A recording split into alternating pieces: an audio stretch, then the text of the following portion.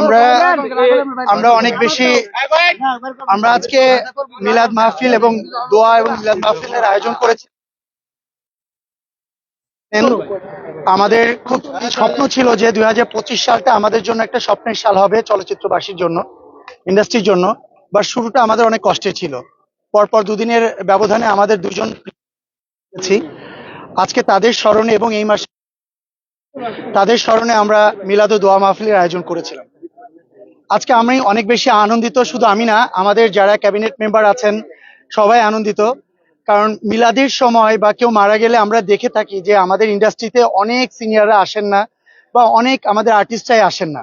But আজকে আমরা চেষ্টা করেছি আমাদের আর্টিস্টদের আনতে, আমাদের সিনিয়রদের আনতে।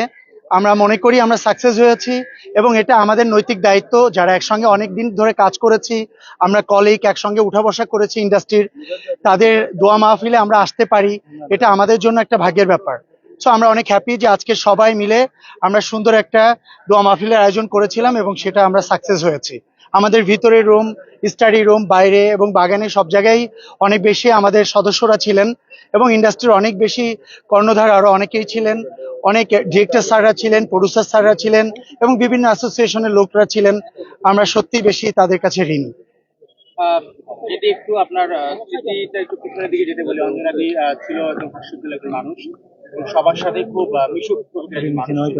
তার সাথে স্মৃতি বা প্রবীরদার সাথে আপনার যদি কোনো স্মৃতি থাকে আমি প্রবীরদারটা দিয়েই আসি। আমি যখন ইন্ডাস্ট্রিতে আসি আমাকে তো মনে আছেন দীপজল সাহেব, উনি আমাকে নিয়ে আসে ইন্ডাস্ট্রিতে, আমাকে 1 বছর ফুলবাড়িয়াতে রেখে। তো তখন দীপজল সাহেবের একটা ছবি শুটিং চলছিল তখন, প্রবীরদা। তা আমি তো সবসময় টেলিভিশনে দেখেছি, কখনো সরাসরি দেখি নাই। তা চাচু আমাকে বললো যে যা দোয়া চেয়ে আয়, যেহেতু তোর প্র্যাকটিস চলছে, সামনে শুটিং। তা আমি তার কাছে দোয়া চেতে মানে চাইতে গেলাম। তখন উনি আমাকে দোয়া করলো এবং উনি আমার প্রেজেন্সি দেখে অনেক বেশি অ্যাপ্রিসিয়েট করলেন আর কি, যে তোমার মতো ছেলেই ইন্ডাস্ট্রিতে আসা দরকার এরকম। তোর পর থেকে দাদার সঙ্গে আমার মোটামুটি ভালো একটা রিলেশন বা বন্ডিং হয়ে যায়। আমি আমার ছবিগুলো যখন হয় এবং যখন আমি শিল্পী সমিতিতে আসি নেতৃত্ব দিতে, তখন তার কাছে আমি প্রথম দোয়া চাই যে দাদা আমি তো দাঁড়াচ্ছি, আমার জন্য দোয়া করবেন। উনি জিজ্ঞেস করলো কোন পোস্টে দাঁড়াচ্ছ তুমি? তা আমি বললাম তো আমার তো ফার্স্ট টাইম, আমাকে ফারুক ভাই, মিশা ভাই, জায়েদ ভাই, দীপজল চাচু সবাই আমাকে এক্সিকিউটিভ মেম্বার হিসেবে দাঁড়া করাচ্ছে। তা বললো যে ইনশাল্লাহ তুমি খুব ভালো পর্যায়ে যাবা, আমার জন্য মানে আমার তরফ থেকে দোয়া রইলো। এরপর থেকে ওনার সঙ্গে আমার দাদা সম্পর্কই মানে ভাইয়ের সম্পর্কে একটা বন্ডিং ছিল। পরবর্তীতে তো এর ভিতরে মানে আমাদের অঞ্জনা আপু সবার ভালোবাসার মানুষ, দিয়ে বলছি, ওনার মতো মন আমার মনে হয় অনেক হিরোইনেরই ছিল না ওনার জামানায়।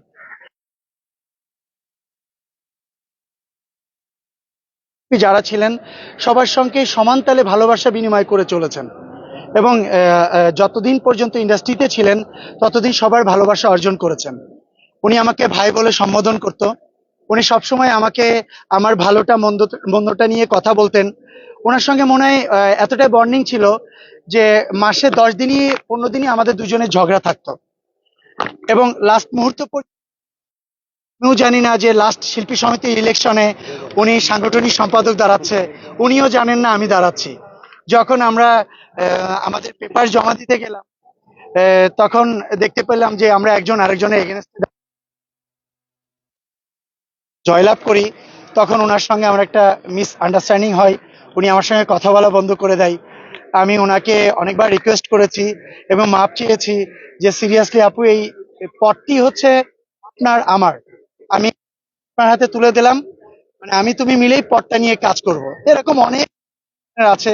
এই লাস্ট তো সেদিন মারা যাওয়ার প্রায় 1 সপ্তাহ আগে মিস অ্যান্ড মিসেস বাংলাদেশ হচ্ছিল এই ফ্লোরে, দুজনে আমরা জাজ হিসেবে কাজ করেছি।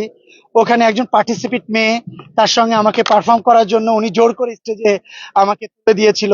তো সো অনেক স্মৃতি দুজনের, আমার আর তার। আমি তার কাছে অনেক ঋণী।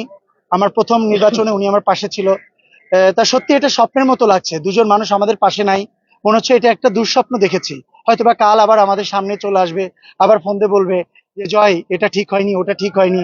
তার অনেক আবদার ছিল আমার কাছে। ও অঞ্জনা আপু, আমরা জানি জয় ভাই, তুমি মরে যাওয়ার আগে দুজন হিরোকে অভিশাপ দিয়ে গেছে, এর মধ্যে আপনি আছেন। এটা কেমন প্রশ্ন হইলো? আচ্ছা, দুইজন হিরোকে আমি কিভাবে জানবো কাকে? না, আমাকে আমাকে শিল্পী সমিতির ইলেকশনের পরে দুজনে বন্ডিংটা আবার আগের মতো হয়ে গেছে। সেই ইলেকশন আমার সমিতিতে আসছে, কফি খেয়েছে, অনেক লাঞ্চও করেছে আমার এখানে এসে। সো আমার সঙ্গে এরকম তার রিলেশন এতটাই খারাপ না যে সে আমাকে বোন হিসাবে যাওয়ার সময় অভিশাপ দিয়ে যাবে, এরকম কিন্তু কিছু না। কিন্তু দাদা আমরা জানি যে অঞ্জনা আপার মৃত্যুটা নিয়ে একটু রহস্য আছে, হ্যাঁ, এবং আমরা তিনি অঞ্জনা আপাকে গোসল করিয়েছেন, তার মুখ থেকে আমরা স্টেটমেন্ট আছে যে অঞ্জনা আপার পিঠে কিছু আঘাতের চিহ্ন ছিল।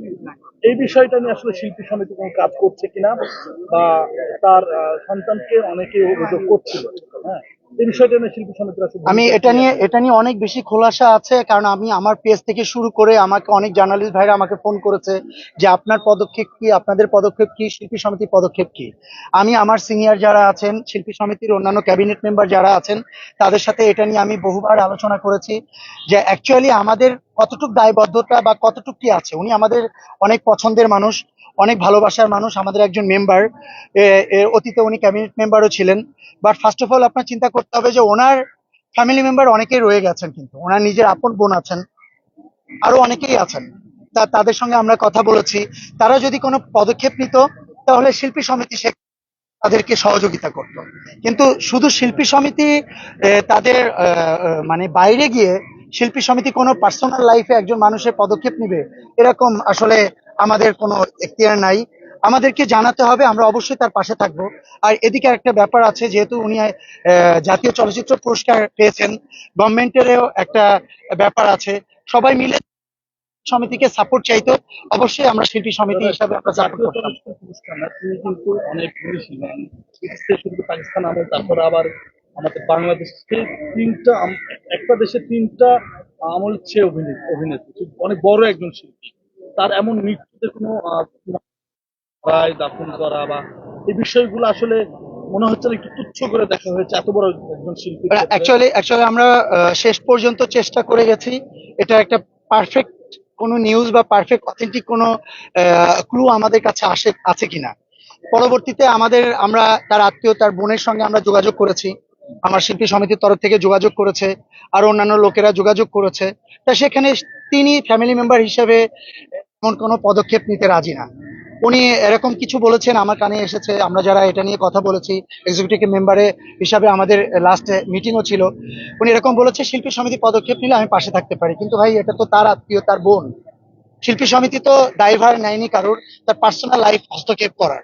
সত্যি কথা বলতে, একজন আত্মীয় বলেন বা তার বোন বলেন, তার ফ্যামিলি মেম্বার বলেন, কেউ যদি কোনো প্রক্রিয়াধীনে কোনো কাজে যায় বা অন্তর্ভুক্ত হয়, তখন শিল্পী সমিতির কাছে হেল্প চাইলে আমরা তাকে সর্বোপরি আমরা হেল্প করব। একজন শিল্পী রাষ্ট্রীয় সম্পদ, শুধু ফ্যামিলির সম্পদ না, না।